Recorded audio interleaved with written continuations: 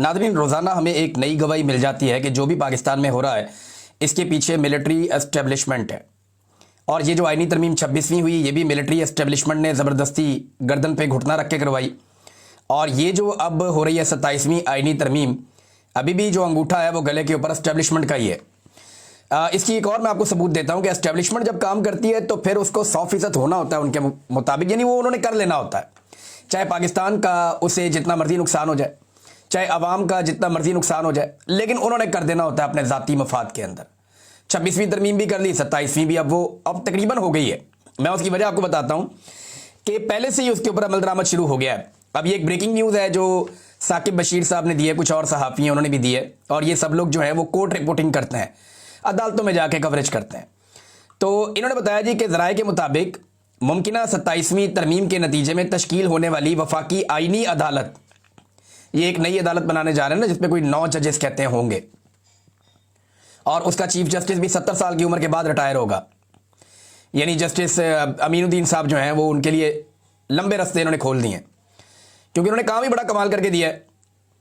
तो अब इसके अंदर ये बता रहे हैं जनाब के वफाकी आईनी अदालत की जगह का इंतखाब के काम शुरू हो गया है। आईनी अदालत शरीयत कोर्ट की जगह बनेगी, जबकि शरीयत कोर्ट इस्लामाबाद हाई कोर्ट के तीसरे फ्लोर पर मुंतकिल करने का इम्कान है।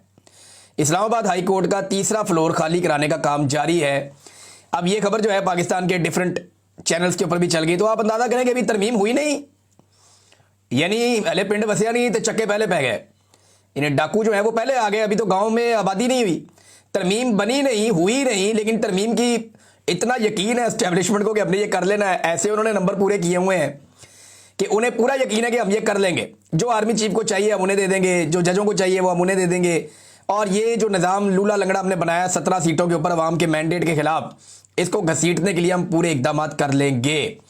अब जनाब इसके ऊपर पहले से ही अमल दरामद शुरू हो गया, और इसमें एक बड़ा इंटरेस्टिंग ट्वीट है जबरान इलियास साहब का, और उन्होंने बड़ा ज़बरदस्त इसको पोर्ट्रे किया। पाकिस्तान तहरीक इंसाफ का सोशल मीडिया चलाते हैं वो ये कहते हैं कि इमरान खान ने पूरे सिस्टम और आसिम मुनीर को इतनी बुरी तरह हराया कि हर वक्त वो खेल के रूल्स चेंज करने में लगे होते हैं।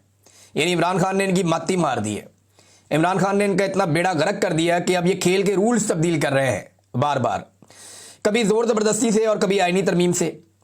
इन सबको ये नहीं पता कि कुछ उसूल कुदरत के भी होते हैं, और इनके मुताबिक इमरान खान इन सबको मात दे चुका है अवाम की मदद से।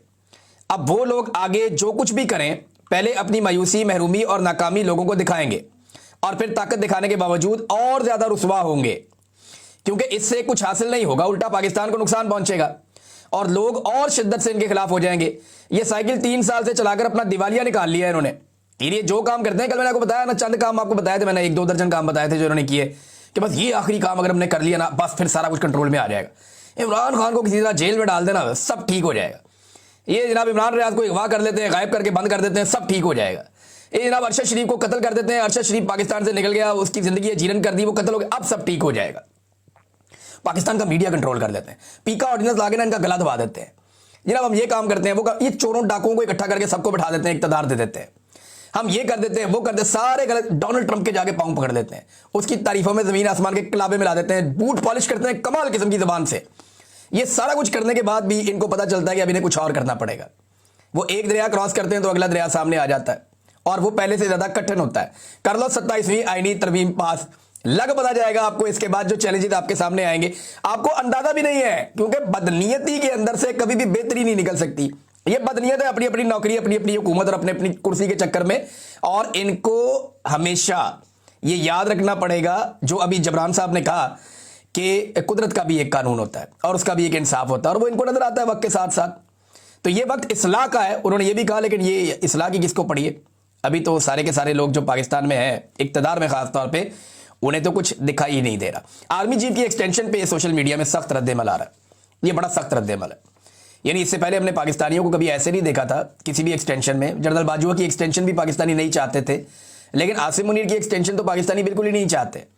पहले दिन से ही यहाँ पे ट्रेंड चल रहा है सोशल मीडिया पे कि एक्सटेंशन नामंजूर। फिर इमरान खान साहब ने ज़हनी मरीज करार दे दिया। अब ज़हनी मरीज कहने के बाद इमरान खान साहब ने एक नेक्स्ट लेवल पे इस लड़ाई को पहुंचा दिया है।